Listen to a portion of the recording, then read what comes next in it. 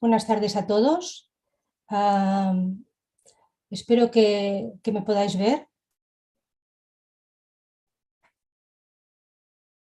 Yo soy María José Masnou, yo soy la coordinadora del Grupo de Trabajo sobre Desarrollo Sostenible, Urbano y Territorial de Cátedra China. Nosotros vamos a presentar en esta sesión un panel de 4 ponentes. Ellos provienen de diferentes entornos, pero todos ellos están relacionados con la ciudad y con la movilidad urbana. Es precisamente este perfil tan diverso el que hace que sea muy interesante y que hayan aportaciones muy diferenciales en este diálogo, en esta sesión de diálogo digital. Tenemos dentro del ámbito académico, se ha unido a nuestra sesión la profesora Chun de la Universidad Chiao de Beijing. En el ámbito de la teoría urbana y la práctica urbana tenemos a Salvador Rueda. En el ámbito de la iniciativa privada y la emprendeduría en el ámbito de la movilidad tenemos a Cristina Castillo. Y en el ámbito del diseño industrial vinculado a la movilidad tenemos a Oriol Mogas. Paralelamente se nos van a incorporar en nuestra sesión una fila cero de invitados que van a participar en el diálogo final. Tenemos con nosotros a Zhang, que es el director de una asociación llamada Bicicultura. Él es arquitecto urbanista y promueve el uso de la bicicleta y el conocimiento cultural de la ciudad a través de la bicicleta. Y también tenemos a 2 jóvenes urbanistas, Pablo Martínez y Mar Santa María, que están utilizando nuevas tecnologías y metodologías para analizar y entender el hecho urbano y sobre todo la movilidad. Ellos han diseñado muy recientemente un proyecto de gran interés que se llama Aire. Se presentó en la última Bienal de Venecia, en el pabellón de Cataluña, y en este proyecto analizaban el impacto de la movilidad y del tráfico en la ciudad de Barcelona y cómo de alguna manera afecta a grupos vulnerables. Por todo ello vamos a empezar la sesión. He hecho una breve presentación en castellano, pero vamos a pasar al inglés porque esto permitirá a un grupo de asistentes que no hablan castellano incorporarse a la presentación.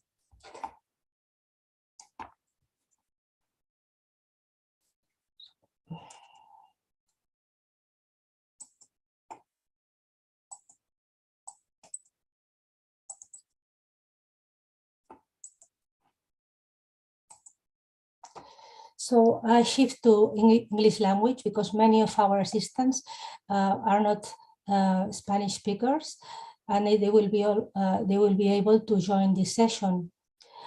I am María José Masnou. I am the coordinator of the working group on urban and regional sustainable development. I am interested also in comparative urbanism between China and Spain. And I am very glad to introduce you a panel of very talented speakers. They belong to different backgrounds. And this is one of the reasons that this dialogue session can be really interesting. Let me introduce Chun. She's professor and vice chair of the Department of Urban Planning, School of Architecture at the Beijing Jiaotong University. Salvador Rueda, he is director of Fundación Ecología Urbana and former director of the Barcelona Ecology Agency. Cristina Castillo is co-founder of Revi, a micro-mobility company socially committed. And we have as well Oriol Mogas, a creative lead and industrial design manager at Huawei in Milan. We have the pleasure also to have with us an invited assistance row 0 with Zhang, architect and founder of Bicicultura Association, and Mar Santa María and Pablo Martínez, architects and founder of 300,000 kilometers per second company. So let's start the session and allow me to make a very brief presentation of the topic we are dealing with today. The pandemic has consolidated existing trends concerning urban mobility and has fostered new ones.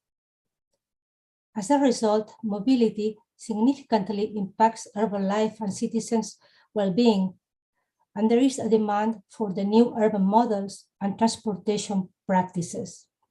For instance, transportation from residential areas to employment centers. After the curfews and control of open-air spaces and social activity, citizens attach great value to public spaces, streets, and their comfort and health conditions, which means reducing acoustics and air pollution, and also detecting vulnerable groups. There is an increasing demand for traffic reduction in city centers and recovery of selected city areas for pedestrian use. In Barcelona, for instance, the model of superblocks offers an urban design solution that aims to recover some traffic areas for public use and leisure. And other Spanish cities are following the same path.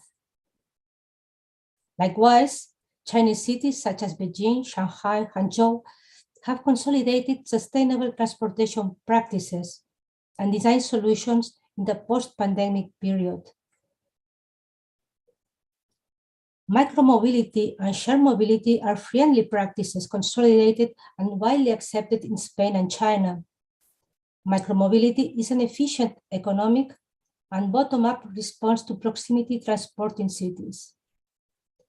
In China and Spain, micro-mobility platforms allow efficient and integrated solutions for local transportation. Local regulation supports the rise in electric vehicles, leading to decarbonization mobility, and all motor companies are investing in innovating to be competitive. Innovating means detecting new trends concerning users' needs and future transportation practices in a quickly and changing scenario.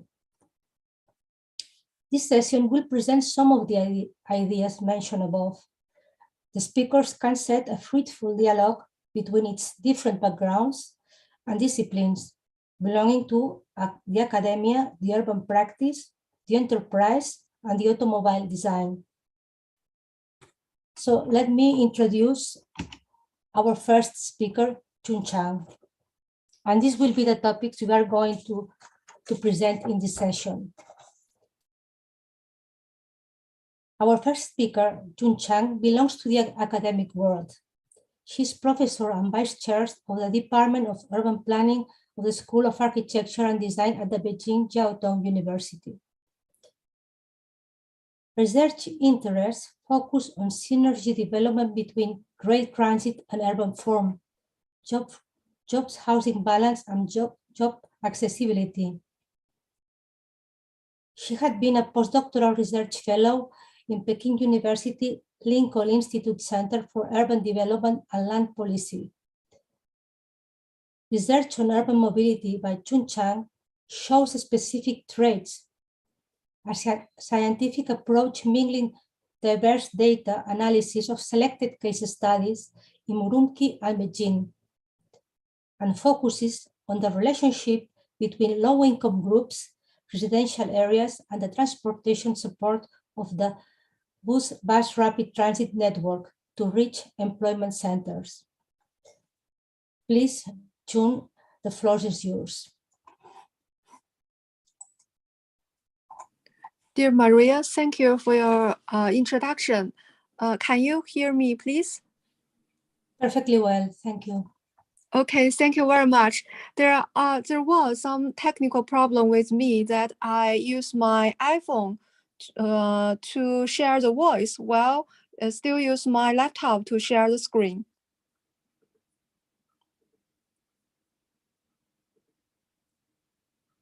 Okay, so can you see the screen sharing, please? Okay, thank you. So my topic will be focused on the impact of the transportation facility, especially on the low income. It is funded by the World Bank project, and the study is mainly to focus on when we're talking about the mobility and job housing balance issue, how we found the impact for particularly disadvantaged group like the urban low income. And here is my research background. Currently, a lot of developing countries are establishing very quickly rail transportation and BRT systems. But is that solve all the questions? Are we going towards a better world by just establishing long bus lines and urban rail transit lines?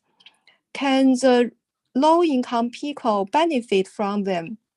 Is my research question. And my case study focus on two cities. Urumqi is the capital city of Xinjiang province, which is located in the northwest of China and is cost for 1/6 of all the areas in China. It also have a lot of concentration of the minority peoples. From the year of 2050, and it already have 7 BRT lines. And from this picture, we will know that the urban structure of Urumqi is very unique. If we look at the picture of Urumqi, like this one, it seems like a mid-Asia country cities. And the city is suffering a lot from extreme weather, both in winter and in hot summer. So here, in order to provide better facilities for the commuters, they establish a warm house, which provide a waiting room in the winter areas. And also, it is a city suffering a lot from the traffic jams. You will see that there is a terrible traffic jam during the rush hour. And another case study comes from the capital city of Beijing. As a city already have 21 million people in the year of 2013, it's already reached a number of 30 million people so far.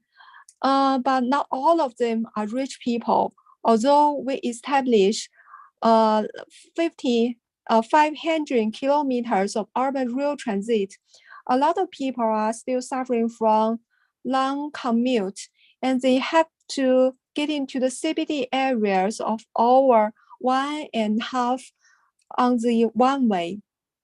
My case study and the data come from a questionnaire.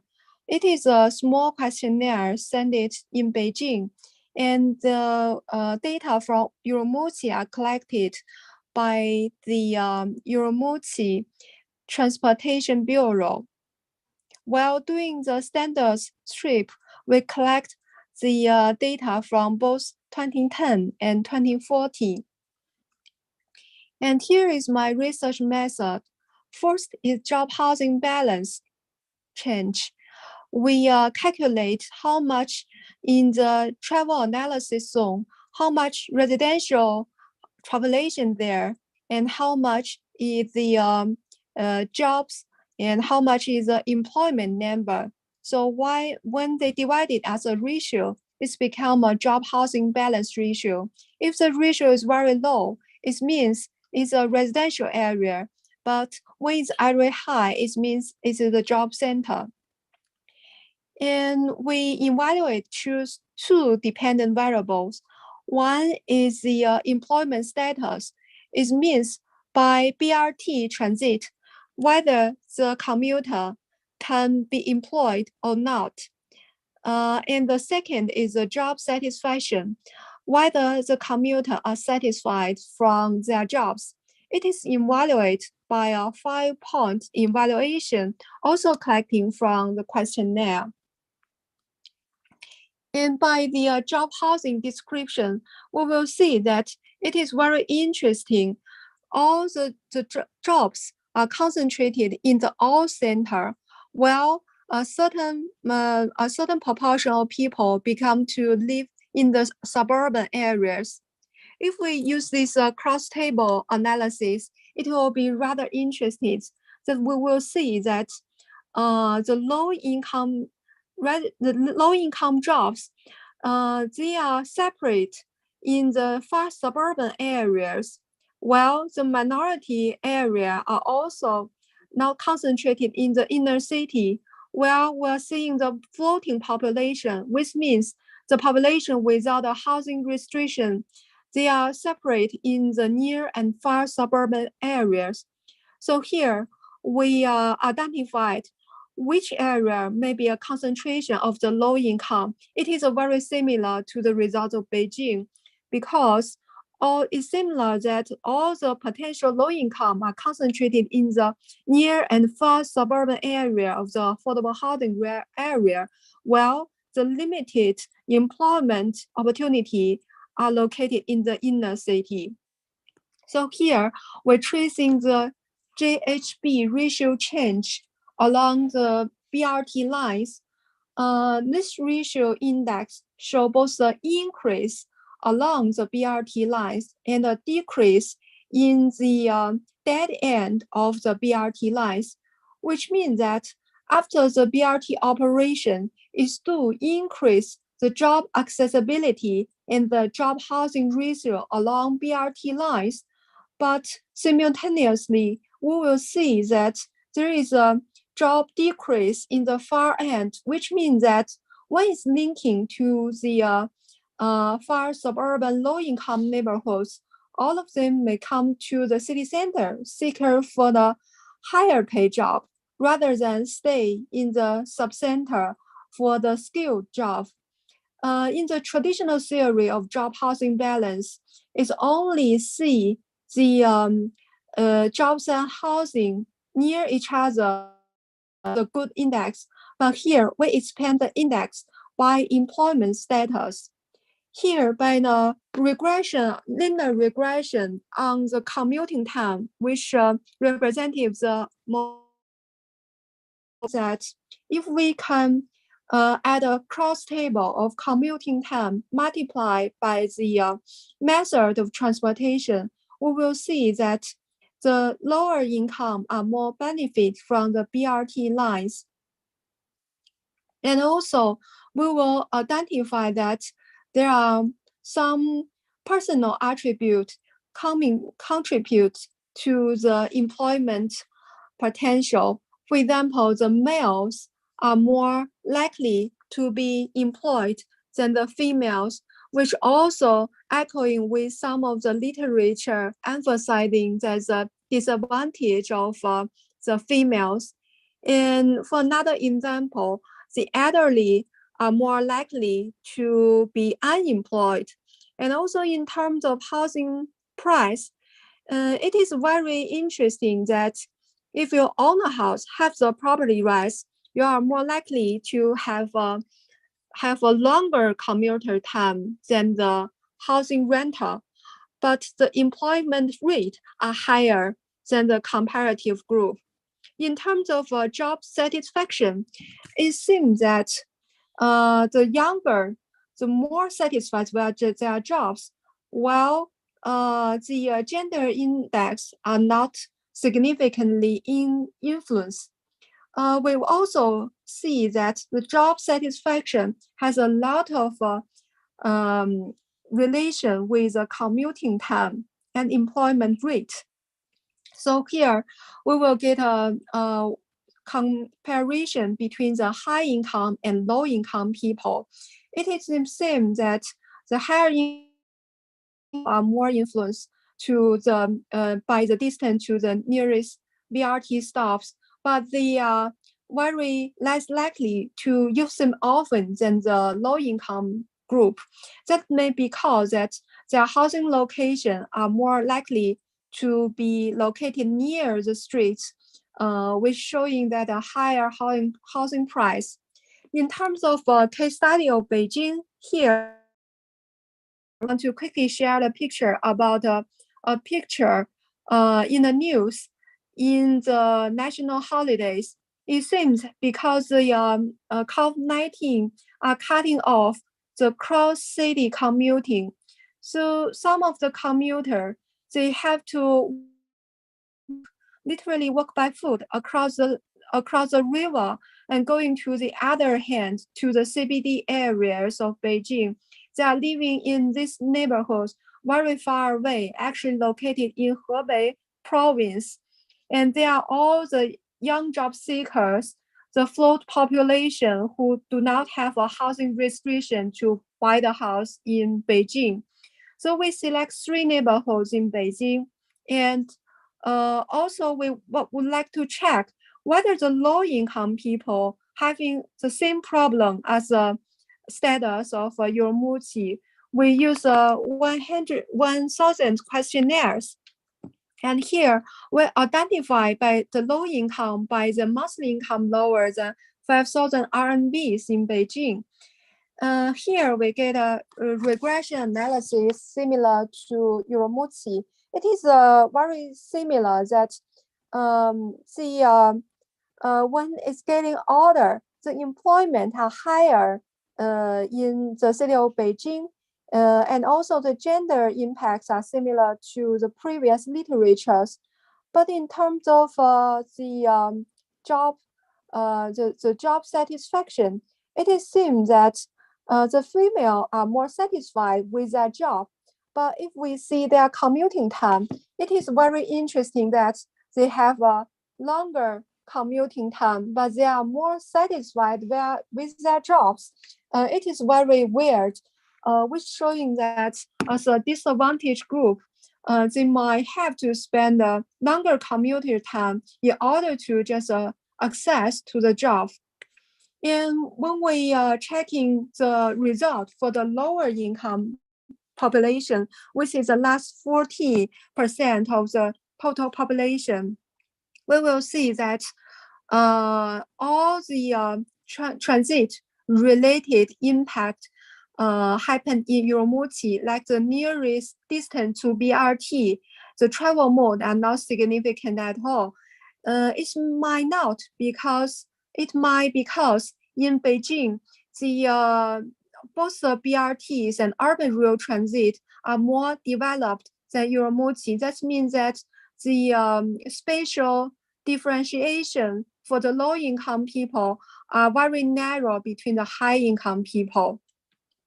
So here we get a very quick conclusion about Beijing and Urumqi.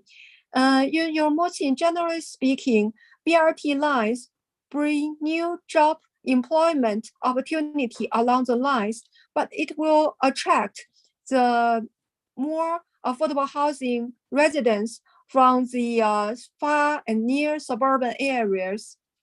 And from regression analysis, we will see that both the personal income, both the personal attributes and the transit-related factor contribute to the employment status and job satisfaction. The nearer to the BRT station, the higher employment rate and higher job satisfactions.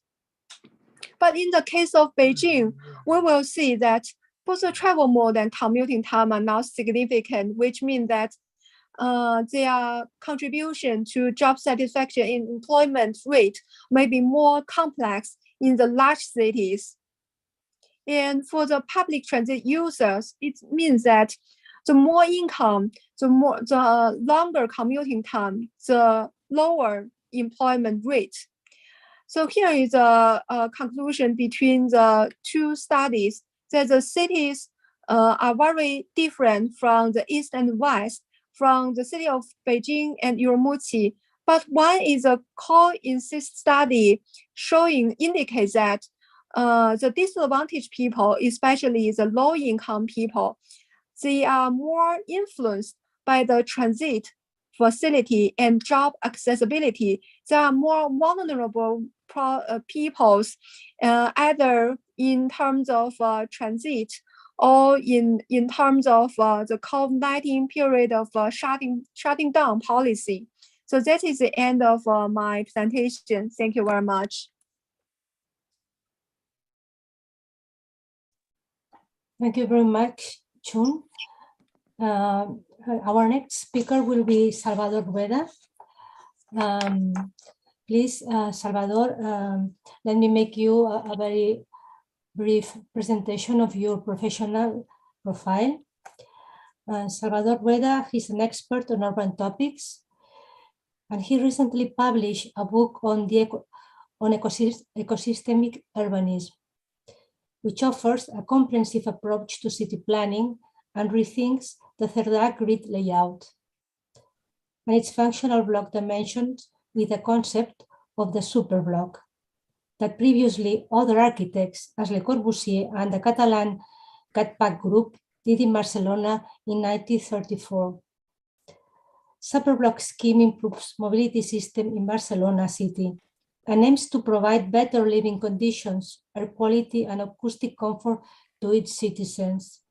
But as Salvador stressed, superblock have the potential to transform and foster social life and the well-being of its citizens. So please, Salvador, the floor is yours. Thank you, María José. Thank you for this invitation. I want talking about the superblocks model in Barcelona, and very quickly, in that slide, you can see the 85% of the public space related with traffic, with cars. 85%. If we want to change something like that, we need to change the urban mobility model. If not, it's not possible. If we want to make some renaturalization of the city, if we want to reduce the pollution emissions, or even the greenhouse gases emissions, etc., or noise, we need to change the urban mobility model. In that moment, the cities have a picture like that. All is occupied by beton or concrete and cars. We need to change this because the city is not for the cars, it's for the citizens. And then for this, after 33 years, I propose to change the urban mobility model based in superblocks. This new scenario with superblocks in Barcelona have an image like this. It suppose practically release the 70% of the public space today related with mobility for other uses, 70%. And we need only to reduce the 15% of cars, maximum. A number and a score similar that we had in the economic crisis in 2008, okay? Then the traffic is not a problem when we implement the superblocks model, okay? It's not the problem. Even it's not the problem, the incomes and the investment that we need to develop this kind of models in Barcelona and other cities. In the case of Barcelona, with between 300 or 500 millions of euros, it's possible to change all the cities and implement the 500 superblocks in Barcelona with functional solutions, or name it also tactical solutions. For me, it's better functional solutions. In the other part, in green, we have all the surface that we can release today involved in superblocks. Or in the case of the metropolitan area of Barcelona, we also develop a proposed to implement the superblocks for the 33 municipalities around of the Barcelona city. Or in Madrid, in that case, inside of the M30, the roundabout of Madrid, with practically 2 million people living inside, or Vitoria-Gasteiz, or La Coruña, or Córdoba, or Málaga, or Buenos Aires, or Bogotá, or Quito, or Asunción, etc. A lot of cities can develop the superblock model. What is the superblock model? A left, I explained before, we have this, the model, the current model is very easy to understand, because practically all the streets, all the sectors of all the streets, practically, in the case of Barcelona, 85% are involved in mobility and traffic at the end. The dysfunctions that arrive after that are very, very crazy. The air pollution and the number and air pollution and noise or accidents, etc. Suppose for Barcelona, practically 700 people die prematurely every year for this reason. And it's like a plague. In the other hand, in right scheme, we have the new urban model for Barcelona based in superblocks. What is a superblock model? People say normally is a urban cell. It's not true. The urban model based on superblocks is a network. Is the network the model? And this network change in every city. It depends of their morphology and characteristic of the streets. In every case, they need to look for what is the best and most efficient model for every city, okay? And then this model establishes a network that integrates in its perimeter the circulation of all modes of transport and seeks, first of all, to release the maximum surface of public space. I said 70% in the case of Barcelona. In the case of Vitoria-Gasteiz is 75%, not bad. Dedicated to the traffic and at the same time ensure the functionality of the system. In the case 15% of carless, but in the, for example, in Vitoria-Gasteiz, 12%, and is enough to develop all the superblocks in that city, okay? And secondly, it seeks to minimize the dysfunctions generated by the current mobility model.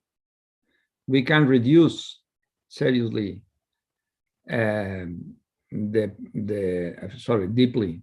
the air pollution, noise, accidents, emission of greenhouse gases. We can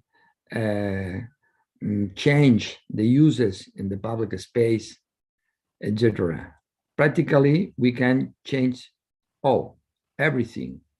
Without change, practically nothing, because at the end, it's not a traffic problem, it's not an economic problem. And what is the main problem to implement a model like this? Politics and mindsets is the key, the governance and mindsets, culture, lifestyles. But we need to change this very, very urgently. For example, because we need to reduce and to make a lot of things to mitigate the climate change, for example, is urgent. This is the cell, the scheme of the superblock, because at the end, the superblock have a lot of kind of superblocks. The shape is different inside of this model, in this network, okay? It depends the morphology, it depends because we are looking for the most efficient network, how we can reduce the surface today related with mobility with the less quantity of traffic that we need to reduce. This is the key. It's an equation. In every city, we need to looking for what is the best solution, okay? Well, in that case, in a urban cell with 400 meters for 400 meters, the time that we need to go around of this this shape is similar in time that we need to make the same when we want to go around a block by foot. The time is similar.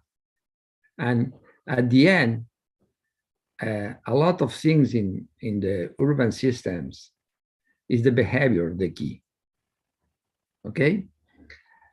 In black, the streets, the basic streets, the main streets are, in that case, is the perimeter of the superblock, and they integrate all the mode of transports to connect one point with the other inside of the city. Inside of the superblock, the speed will be 10 kilometers per hour, and is a shared public space, but the priority for the pedestrians areas. And it's possible, and that I'm looking for in every case, to change the uses inside of the superblock and the citizen rights. Today, all of this space, the unique use practically is mobility, displacement. We want to include other citizen rights like the entertainment or exchange or culture and art or even the democratic expression. All of this exercise is possible to include if we change the uses of this public space and we change the skills of this space to accommodate with the others, with these others uses for the citizen rights. Another thing very important, we have the slopes. Everybody can go in to the superblock in that case, but the slopes, when the car go in to the superblock, can go through to the superblock. It's very important this, can go through, even the public transport. It's very important, if not, it's not possible to change the uses.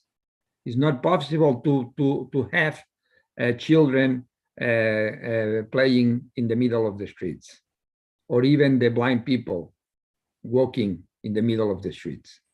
But if we have these slopes, you can go in, for example, in this point, but after that, you can connect with all the facades in that places, and you can arrive to the destination. But at the end, you go out of the superblock behind of the point that you go in. Then it's stupid to go in if your destination is not inside of the superblock, okay? The two things very important to be in consideration is the networks. The first is the networks.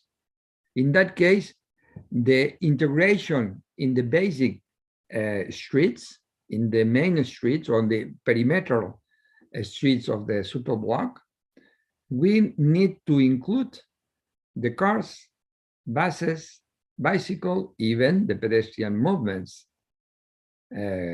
sidewalks.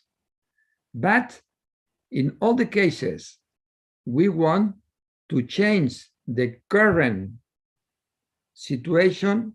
Practically, the space is dedicated to the cars. Not. In that case, the speed in that perimetral streets will be only 30 kilometers per hour in practically all the streets, inside 10 kilometers per hour. But it's very important to take account perhaps the main network to planify and redesign if you want to develop the superblocks model is the public transport surface network, the buses network, or the tramway, the surface public transport networks, because we need to develop orthogonal networks because are the most efficient networks inside of the cities. In the case when I designed the bus network, the orthogonal bus network in Barcelona, we can change with the same number of buses, the network, the previous, in that moment is already developed. The previous network, the new network can and go with a frequency of pass between 4-5 minutes of frequency of pass with the same number of buses, and the previous situation was 15 minutes. It's like a metro, it's like an underground network with this kind of solutions. And also, with this kind of orthogonal networks, the peripheria has practically the same service. It's not important if the people are living in the periphery or in the center. 4-5 minutes, and the 95% of the destinations are possible to arrive after a transport, one transport.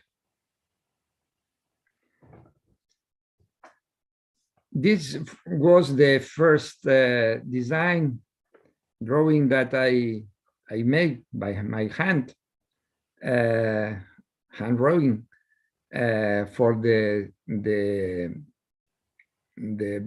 orthogonal bus network for Barcelona in 2002. The bicycles is very important in our cities. For me, we need to push this kind of artifacts in our cities because at the end is the most efficient artifact, even electrical artifact, when we want to make travels inside of the cities. In the case of Barcelona, we developed the different functions for every mode of transport, and we arrive at that results when the distance is less of 11 kilometers inside of our cities.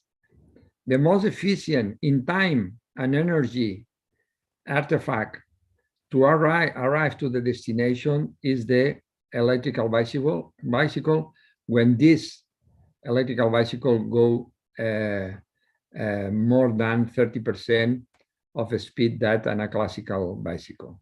Okay. I want to finishing with these slides. This is the pedestrian areas, streets involved in Barcelona today. Practically the 16% of the public space is related with pedestrian areas. But with the superblocks model, we want to change this aspect only related with pedestrian movements. The street is not for pedestrian. Pedestrian is a mode of transport. We want to change this and to go from the pedestrian to citizens. The citizen is something like more. It means that we can develop all the uses and citizen rights that previously I explained. At the end, we want to release practically 7 million of square meters in Barcelona with the superblocks. And even we want release and to change the current intersections in the fabric,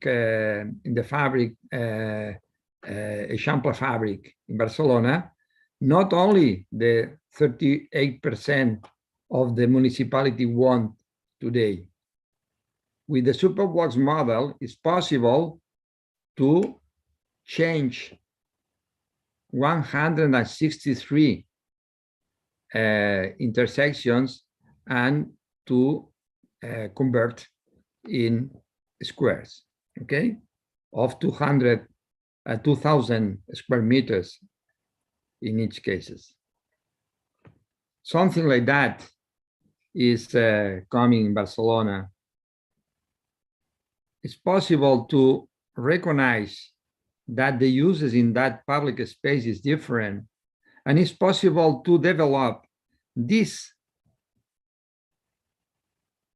scenario in this. In blue, we have something like that, okay?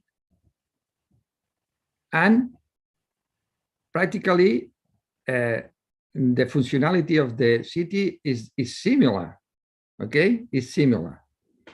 In that case, we can see the 163 intersections that we can change and to be like squares of 2,000 square meters.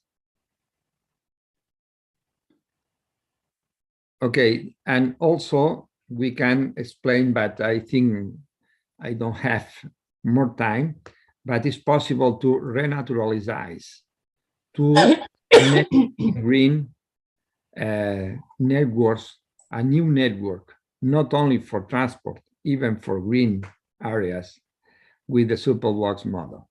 This case is the new network that appeared after the implementation of the superblocks in Vitoria-Gasteiz, okay? And with this slide, I finish. This is the research that we had with Is Global, and we discovered how many people are dying prematurely.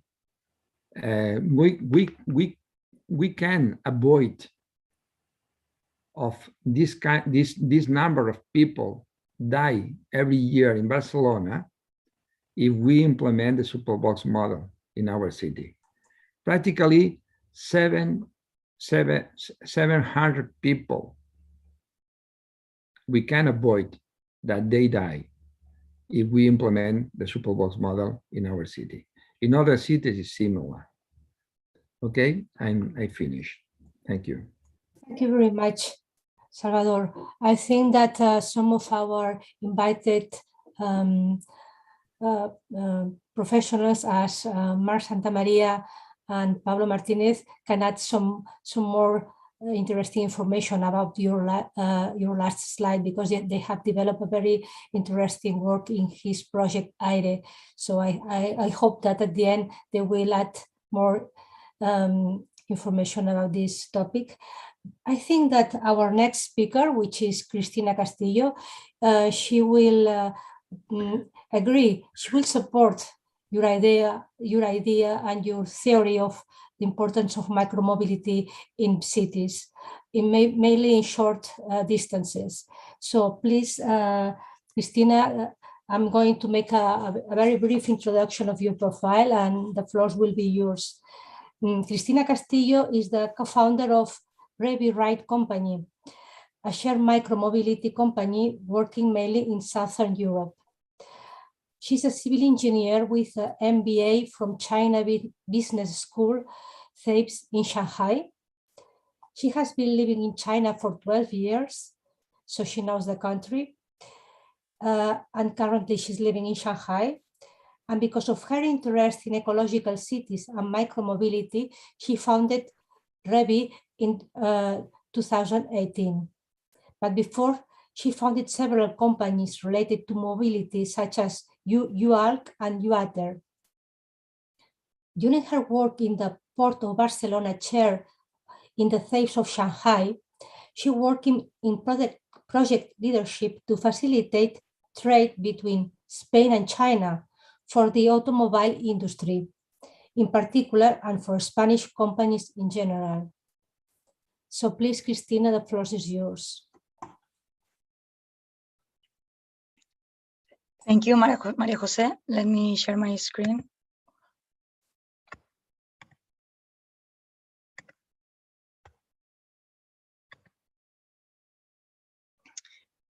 Okay, thank you very much for the opportunity to participate in this roundtable. As María José was explaining, after living 12 years in China, and experiencing the appearance of the shared bikes. China was the first country in having the shared bikes with the company Mobike. The whole cities changed the color.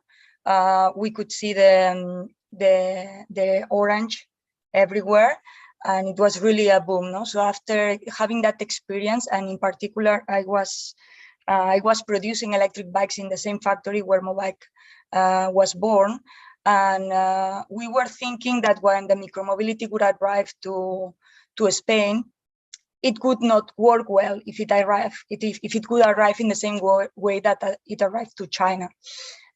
Because our cities are different, no? The particularities of each country is different, and even each city, no? And even in the same country, we have to adapt to the particularities of each city. So I moved back to Spain in 2017, and together with Pep, Kiran, and Guillem, we started the adventure of creating this startup, Revi. And although it has been a short period, it's quite amazing what we have achieved in such a short time. And we have already a team of 100 people. So in this presentation, I would like to answer 3 questions. I want to explain what is our goal, why we created Revi. And it has a lot to do with what Salvador Rueda just introduced before me. In fact, I have to say that my first work was working in the Agencia of Ecologia for Salvador Rueda. So I think I have to appreciate also to that experience, but that it gave me the opportunity to be where I am today. No? So our goal is to make cities more friendly in order to improve people's quality of life. No? As Salvador was saying, the important is the citizens. So what we have to do to achieve this goal, this will be my second question. We have to share the resources. That's what we think in Revi. And the third question is, and how we are going to do to share the resources. So we are going to do it using the technology, but in a socially responsible way. So we believe that today we live in a urban jungle, and we have normalized it. We think that's normal, and we are used to it. We have cities that are congested with cars. We arrive stressed at work because of those congestions. We waste a lot of time looking for parking. The pollution levels are very high. And as a summary, the cities are unhealthy, frustrating, inefficient, in a mobility point of view especially. So Revi was born with the illusion and the desire to recover our cities. We want to recover what in the individualized driving in private cars has stolen from us, and we want to give it back to the people. We have to keep in mind that whatever we do, in the end, it has to have an impact on the people's well-being. So to do this, we must work in and innovate. We have to innovate to reduce congestion caused by traffic by providing new mobility solutions that are respectful and that facilitate parking, that are non-polluting, that make us save time and be more efficient.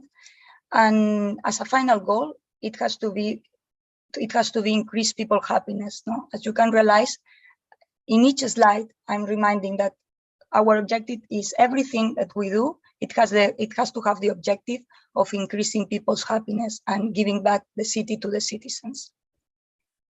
So we think that now is the moment. We are prepared and we have enough knowledge, enough resources, enough technology to do this change. No? And how we do it?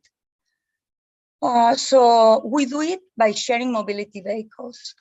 At Revi, we design, we manufacture and distribute electric and shared personal mobility vehicles.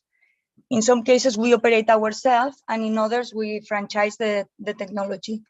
Our preferred model is to have local companies in the cities where we are going to operate. We believe a lot in the local partners. We are currently in 18 cities in the Southern Europe. Being smaller than our competitors, we are proud to say that we are the company that has won the most of the tenders in Southern Europe. We already operate scooters, bicycles, and motorcycles for sharing. Here you can see how are the models that we are operating now. At Revi, we are consistent and we do not want to generate a waste problem. That is why we do not use for sharing vehicles vehicles that has been designed for a private use because they will not last long in the streets. They will generate waste that could have been avoided.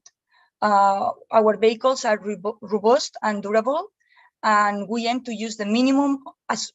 Why we do it? Because we aim to use the minimum of natural resources extracted from the earth. That's also why we use recycled material, and we also recycle our vehicles.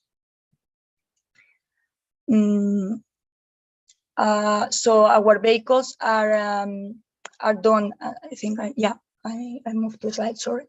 So these are the cities where we are currently now in Spain and Italy. Sorry. Our vehicles, we design them in a very modular way. We do this not only to facilitate the repairs, sino only for this reason related to waste that I was saying. No, it's a more sustainable way.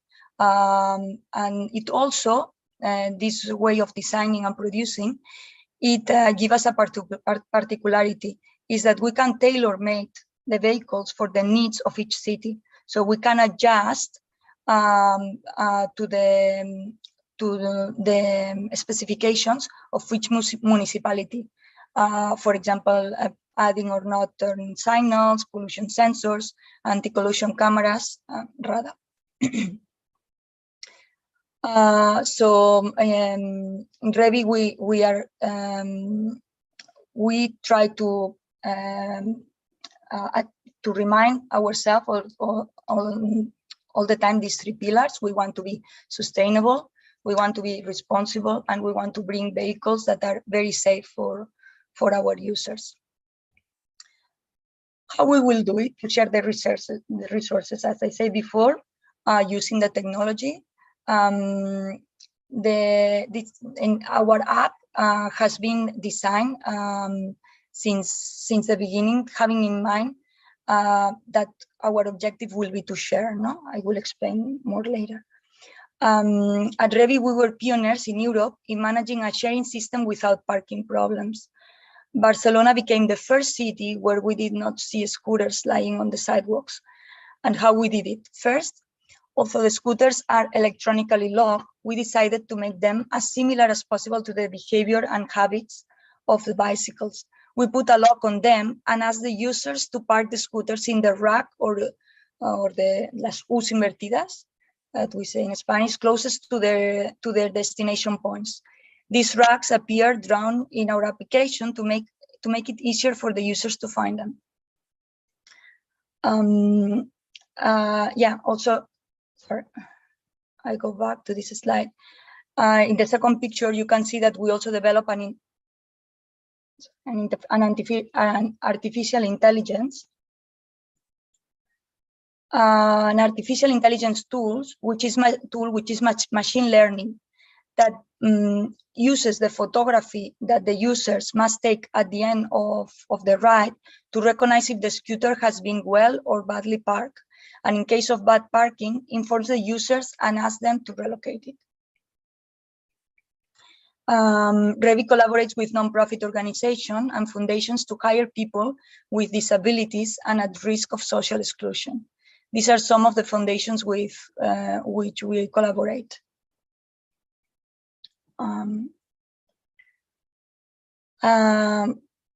So here you have some examples of projects that we are developed. We have patented some of them, and we have we'll explain. This is one of the projects.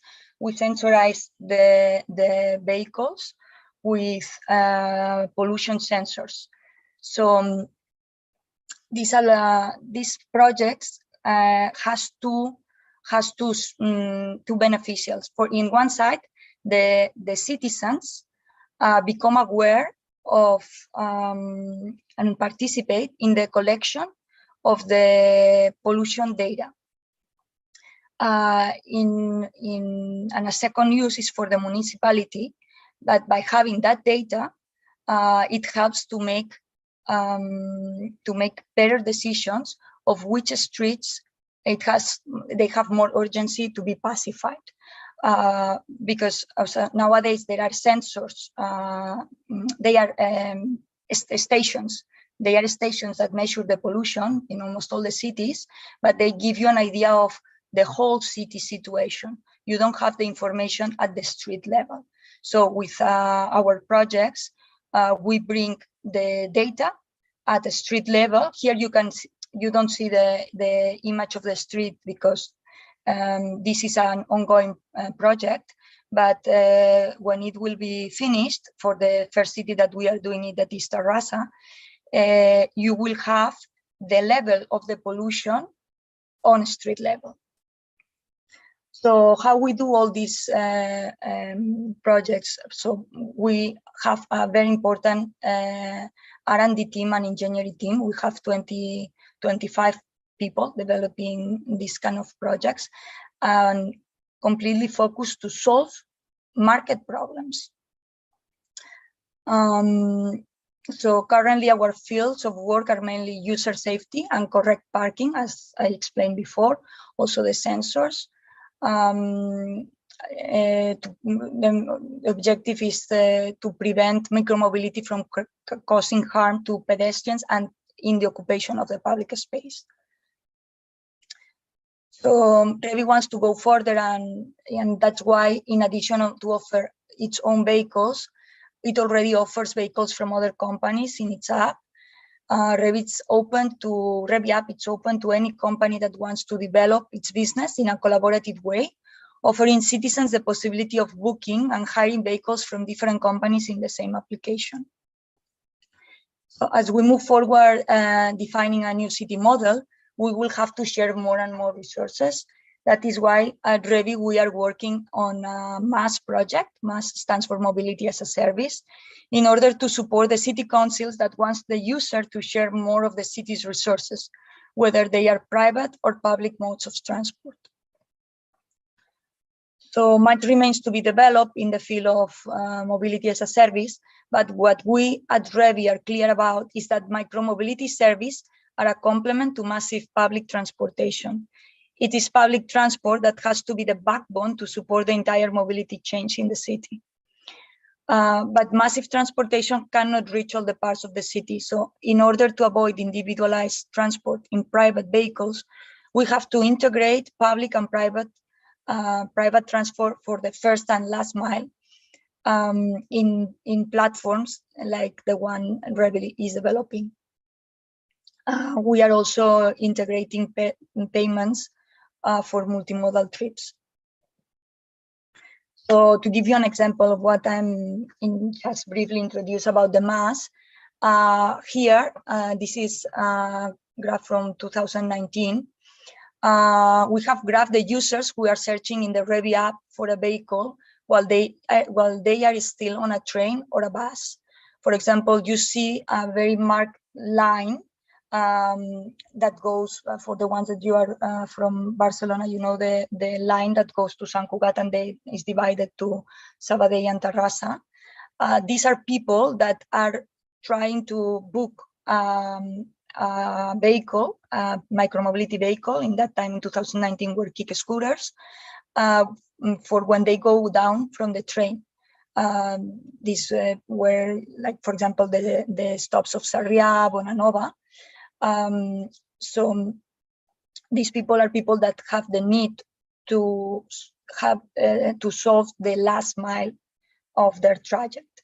So what it means is, if you solve imagine you don't give a solution for this last mile, then you have more probability that those users don't enter into the train, don't go in public transportation, but they decide to take a private car to enter into Barcelona. Okay, so here thank you very much. Here you have my contacts. Later, if you want, I can also give some comments about my experience with mobility in Shanghai. Thank you. Thank you very much, Cristina. Your presentation has really been really interesting, mixing or mingling tech with human approach to mobility, which is really important. This kind of integration of, let's say, functional needs with social mindset. Thank you very much. I think that Oriol Mogas will also make a very interesting presentation on which are these industrial designers which are working for motor companies, which are their main concern and priorities. And maybe I think that his presentation will be complementary, I guess, a little bit of what has been previously said with the other speakers. So let me introduce Oriol Mogas and his profile. Oriol Mogas is a Spanish industrial designer. He obtained a master's degree in vehicle design from the Royal College of Art in London and MBA from the Stockholm School of Economics. Early in his career, he worked in several car design studios across Europe, and later the design consultancy Vis-a-Vis in Chennai in India. He describes himself as a hybrid designer in the fields of industrial design mobility, user experience and design strategy. He has been immersed in the fascinating world where mobility design meets tech, working as a creative lead and as a manager on cutting-edge projects for NIO and Huawei. So please, Oriol, the floor is yours. Thank you very much, María José, for the kind introduction. So I made a small presentation. I mean, because of the nature of my work, I cannot show any of the projects that I'm working at Huawei, as you know, as you might understand. But I made a small presentation document, really just showing a little bit my views on smart mobility. Where is it heading? With a specific focus on this B2C market, focusing on smart EVs, smart electric vehicles, and also user experience. So basically trying to understand the impact and the potential of new technologies in people's lives in the context, of course, of mobility. Chinese EV makers, Chinese market in EV makers is particularly interesting because it's really on the leading edge of the industry, of an industry revolution. This is because I think there is a plethora of new automakers without the weight of the heritage, which are leapfrogging, meaning that they're not making just electric vehicles, but they're making smart electric vehicles. This is partially because of the higher rate of adoption on disruptive innovations from both Chinese consumers and EV makers. Also because of a high speed of development, making this market very fast and agile. And also, of course, because of subsidies that can stimulate the market. There is a very broad landscape. I mean, it's of new companies and not so new companies in the Chinese market. This is just a selection of a few that go really from startups to new brands from established OEMs, to new brands from tech OEMs, and also new brands from tech OEMs that catering to the B2B.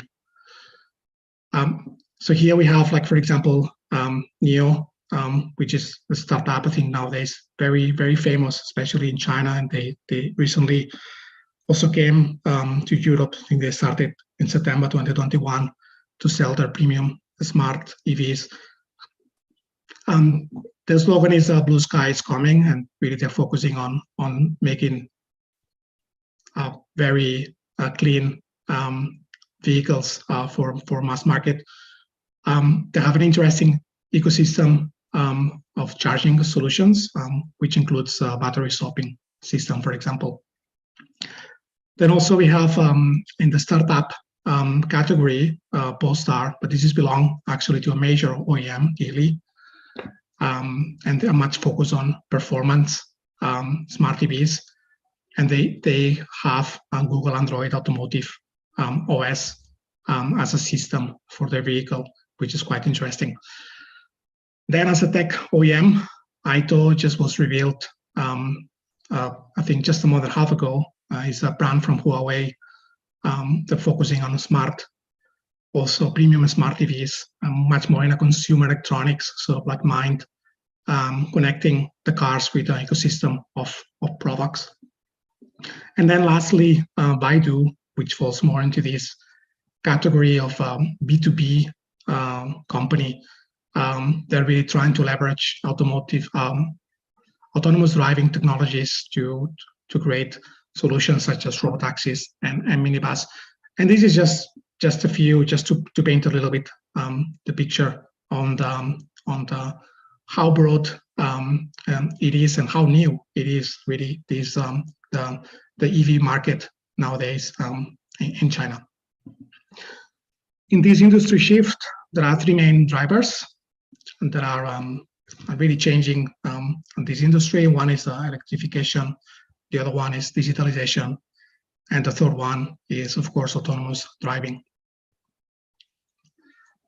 From an electrification point of view, it's in my view, this has an impact to the user because it offers ubiquitous charging. So meaning that the user now can charge at any given point on the user journey, and also can charge really the there is a parking and charging integration, which means that standalone just charging stations maybe are less relevant once you can find them combined with parking solutions, right?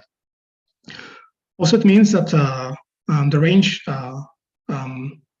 is increasing, making these vehicles capable to much longer trips for the user, much longer trips really than you could do in combustion engines. I mean, it's not quite like this at the moment, but this is where the industry is heading.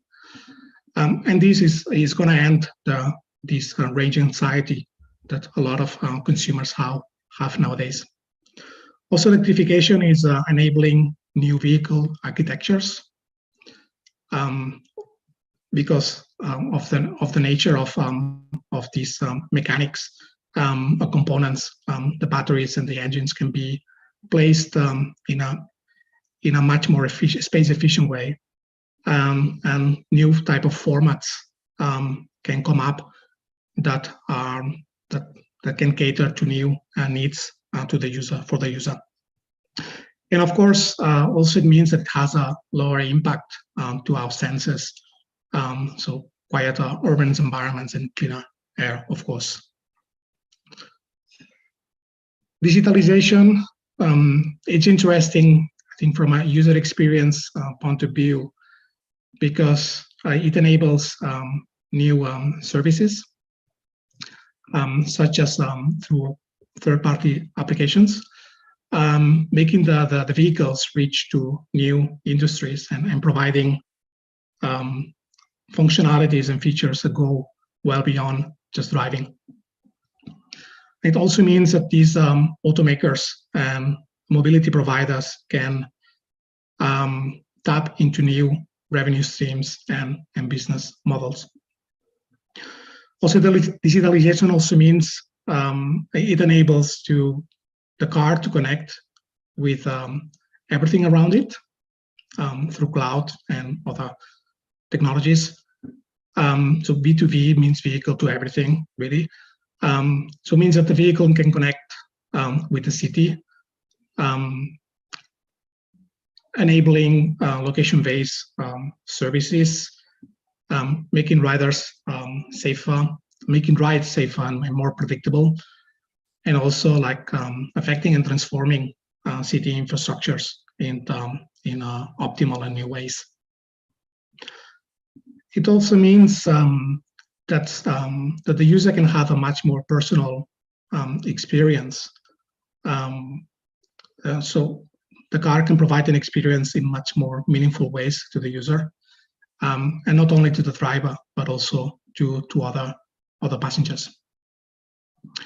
And lastly, digitalization means that you can upgrade the vehicle, so you can have the same car, but provide a new experience by downloading and installing, for example, a new operating system to the car, which will improve, can improve the efficiency of the car, can improve the experience, and can integrate also new features. I mean, this has the potential as well to extend the life cycle of the vehicle.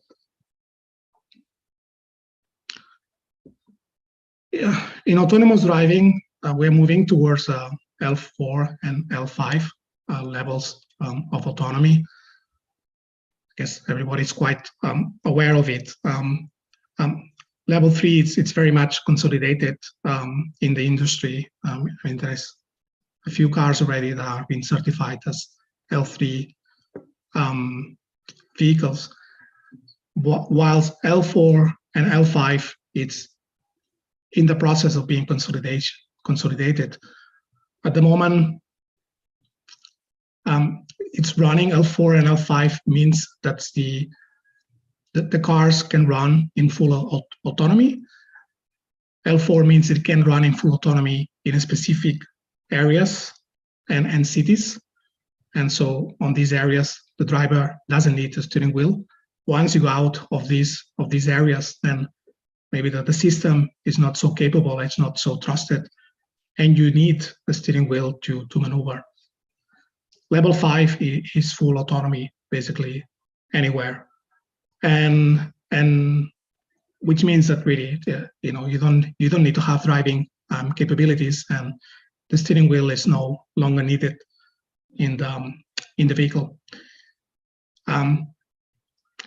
Level 4, as I said, it's consolidating, and level 5, it's coming, and that's maybe where the most exciting sort of transformations are going to happen from a user experience point of view. So in my point of view, I foresee that level 5 will ease mobility in very interesting ways. Like, it will enable longer trips for commuters because it will require less effort. User will be able to rest and even sleep while traveling. You will be able basically to have much longer commutes, and I think so the commutable area of the cities could potentially expand. Also, it means that those rides can also be safer and more predictable because they've been automated and then been perfected over time, potentially. L5 also can bring can say goodbye to driving, right? And so the user will have a space in the car to do other activities rather than just driving, extending the experience. So, for example, if you're going to work, maybe you can start working before you arrive, or if you're leaving work, maybe you can start your next activity before you even arrive there. So car can be seen as a third space, it can be seen as a place to work, and also maybe even as a home, so to speak. L5 also, nowadays is already happening, automated valet, but it's relatively limited.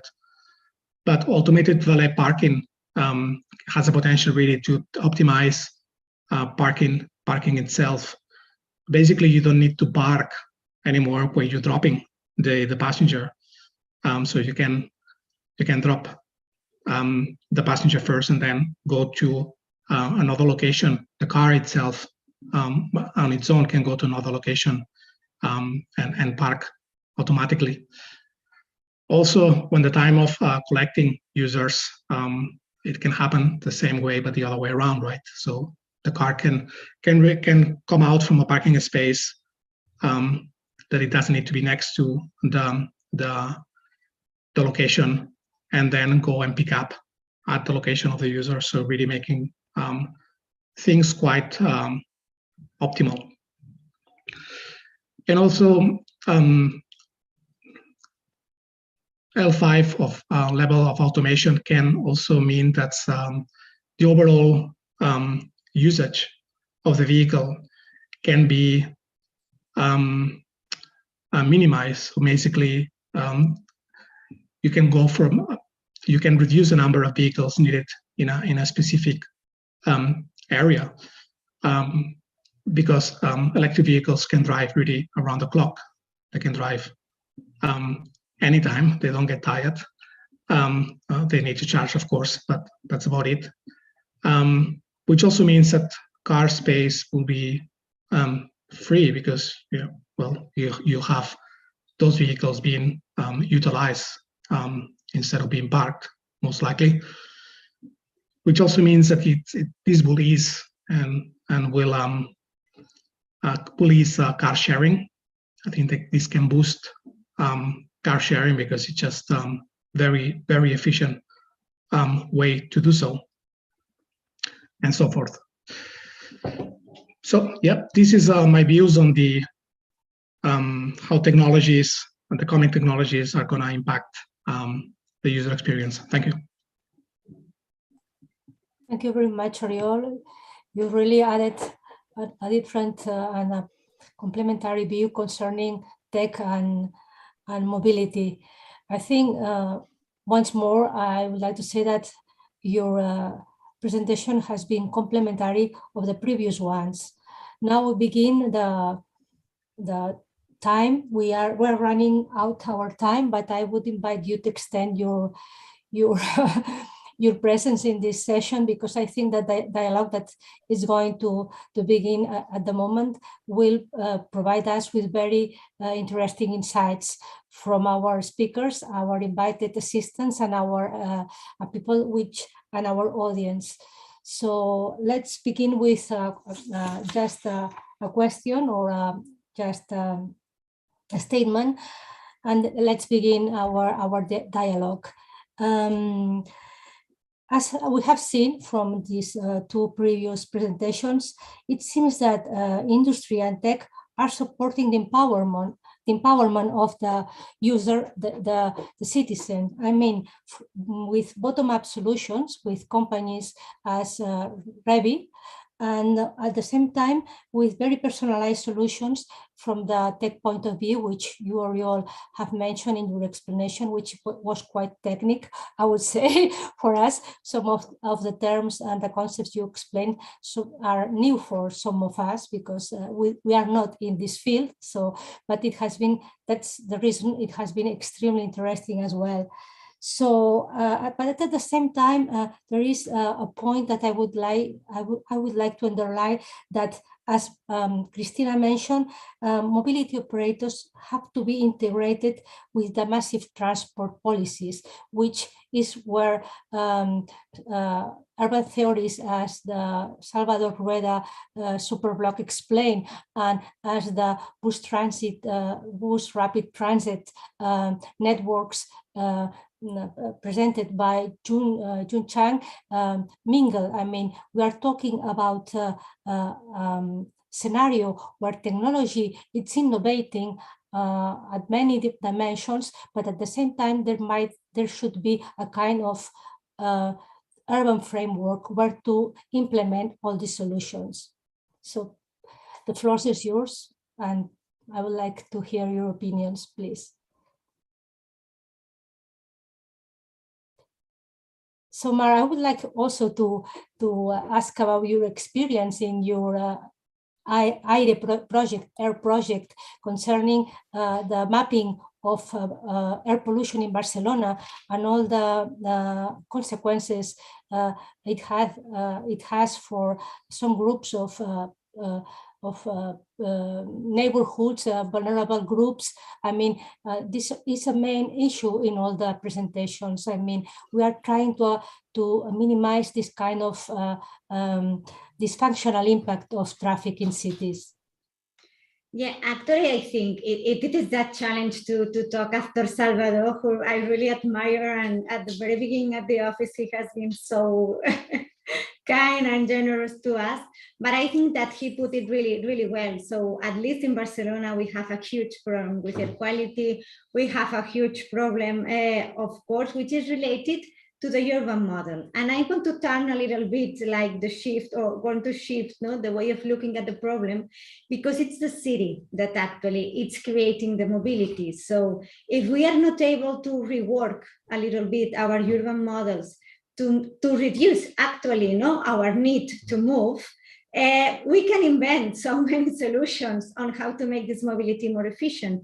But the thing is that maybe what we need to reduce is the need to move itself. So a way of working with the city actually, in terms of making the uses more mixed, that we always think that Barcelona, it's this mixed city, but actually it's not, working, also, in strategies which we learn, actually, all together now, like a stellar work as a way of not being in the office, every day. I think that make us also work together, people from the urban design field and people from mobility, to be able to work in the synergies, because our experience with this project in the Venice Biennale is that, of course, what we have besides the internal mobility in Barcelona, we have a problem with the territorial mobility, that we are attracting so many people, so many things, so many workers, that at the very end, we are just receiving the mobility and the impact of this mobility from the outside. So being able to think about this this as an with using maybe Salvador's words with an ecosystemic point of view. I think it can be really relevant and very interesting. I was super amazed because I think also that the presentations give a really nice overview, but I wanted to add actually this point. First, the urgency. And then the necessity to work in the or at the level of the urban model itself. I would add that your reflection or your commentary, Mar, has common ground with Chang's presentation. I mean, she was talking about the necessity to rebalance the spatial distribution of housing and employment, I mean, which is a really challenge not only for China but also for our metropolitan areas. And you are demanding that we achieve a kind of diverse and a multifunctional city, which should be achieved not only in Spain but also in China. And in fact we are talking about which is the urban model we really want for our cities. Please, Chun, can you add something to this commentary? Yes, I'm very pleased to be invited to this seminar, and also it's really interesting to listen all the speakers when we make a comparative study between the old and new, and the what is a typical and ideal city for us. I guess in terms of urban forms, there are two kinds of definition. One is a physical urban form. Just now we are talking about the super block and the small scale blocks. And also we are talking about different mode. While on the other dimension, we may have the social urban form, which means that where the disadvantaged people like the females, the poor, the elderly live, that might have different shapes of the city. For example, I noticed a very interesting thing in the job housing balance hypothesis in the based North American context. It emphasized that all the poor people living in the inner city downtown, while the suburban area are living by the middle higher income people. Well, in most of the Chinese city, I guess it might be the reverse situation. So that's might have a different type of urban form in terms of ideal city. Yeah, you're right. So you add the social dimension to the urban form. I mean, which counts. It's also the gender dimension and also the more vulnerable groups, which have to be to pay attention to those groups. And when we are talking about urban theories, very often we miss this social dimension. I guess. I don't know. No, I don't know if I understood correctly what you mentioned. It was very interesting in your presentation as well, when you make reflection on the gender gap concerning women employment in Beijing, for example. It's your survey on relationship between transportation and employment you focus on the gender gap, and this is very important also as well. I mean, I think that planning survey, it's adding new dimensions to how we are going to shape our future cities as well. And for example, concerning this social mindset, I think that Cristina pointed something very interesting in her company. They pay a lot of attention also to how not only are they developing an entrepreneurship project, but also the way they are developing it. You can explain something more about this strategy in your company, Cristina? Yes, sure. since the moment we created Revi, we tried to think in every moment very locally. And we had the idea of doing a social project in every city where we would go. Now we are in 18 cities. It's true that we don't have the social project in each of them, but we keep trying in the ones that we still don't have it. So we were born in Barcelona because we are from the founders. We are from Barcelona, and the first that we did is begin to cooperate with CETs and Centros Especiales de Trabajo, with foundations, and we also approach the people selling in the top manta in the streets, and we offer work at the beginning to 2 of them. We tell them, look, we need mechanics in our company. We need people for the logistic work. We will train you if we want. We offer you a job, and it worked. And these 2 are still there in the company. They are the first workers that Revi had, and we had until 7, I think. Now 1 or 2 left, but it was a very nice project, and there is even a very beautiful article that was written by a journalist from Barcelona that's called De la manta al patinete, explaining a little bit the story of how this worked. Then our second city was Zaragoza, and we decided to go directly in joint venture with the Centro Especial de Trabajo, with the foundation that gives employment to people with mental discapacities. We also employed some with physical discapacities, because although the project at the beginning was to work with people with mental discapacities, there are some works that because of our industry cannot be done, like driving a car, for example, with people that have this condition. So it was really nice because it was the full employees had some kind of need. So Revi was putting the technology, and our partner was putting all the labor, the man labor. And we continued, as just explained, the 2 first cities, and now there is a very nice project in Madrid with La Sonrisa de Guille that we recycle batteries, and it's done by people that has Asperger disease. They are specialized in opening the cells of batteries that are not working and repackaging to put them in the streets again, those batteries, and if it's not possible, in finding a second life for them. Sorry, but I'm losing my voice. That's why I'm suffering a little bit speaking today. So I don't know what happened. Maybe it's that it's midnight. I don't know. Yeah, almost 1 o'clock. Well, we are almost I wanted to comment about Shanghai, about China, and related with what Chun Zhang said.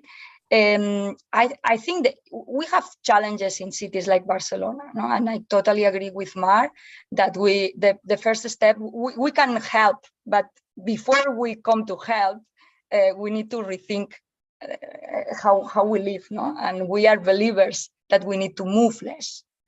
And our income comes from mobility, so it's quite shocking, I think, what I'm saying, but we really believe it.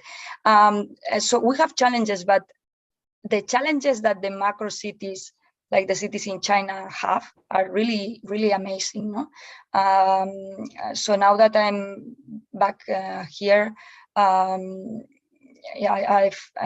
been thinking a lot and comparing a lot, and the government is working really hard in doing what I can see. I'm not an expert in mobility in China, and maybe you can correct me, but what I see is that they are working really hard in doing experimental projects to try things, because the challenge is really, really big. And I saw, for example, in the center of Shanghai that the mopeds, the share mopeds are banned, and only the non-electric bicycles are allowed because they think it's completely flat. It's a society that is used to go in bicycles, so even aged people maybe don't need an electric bike. And this is just an example of something that I saw. The pedestrian areas are increasing. Maybe they need you more, Salvador, to bring ideas here. What I see very challenging, as probably all of you heard about the concept of the 15-minute city. What I see is that the macro cities in China are like very specialized by areas, so they are very far away of the concept of the 15-minute cities. So it's really difficult to reduce the mobility in those cases. That's all. Yes, I want to say something about the social cohesion and also the model in the way of Santa Maria explained before. The superblock model evolved in the time. At the beginning, start with the base of the mobility and public space models. But today is also the base of the urbanistic model. Then it means that in a superblock is included not only the displacement and mobility and transport, even the morphology, even the biodiversity, even the metabolism, and also the social cohesion. All of these subjects are integrated in the concept, and it's very important to integrate in 15 principles of the ecosystemic urbanism. The base of this new ecosystemic urbanism is the superblock. It's like a fractal where inside of these shapes of 20 hectares, we can develop practically all the aspects that a city needs. And if we introduce this new urbanism, practically all variables related with the proportions in urban systems are included. Also, the social aspects. And I think if we want to talking about mobility in the cities, I think that all of the lectures are complementary. All. The BRT network or the personal mobility artifacts, or even the electrical and car sharing companies. I think at the end we need to looking for what is the most efficient and best solutions for our cities and citizens. And we need to ask what is the challenges that we want to abort. This is the key. Why we need new models, urban models? For what?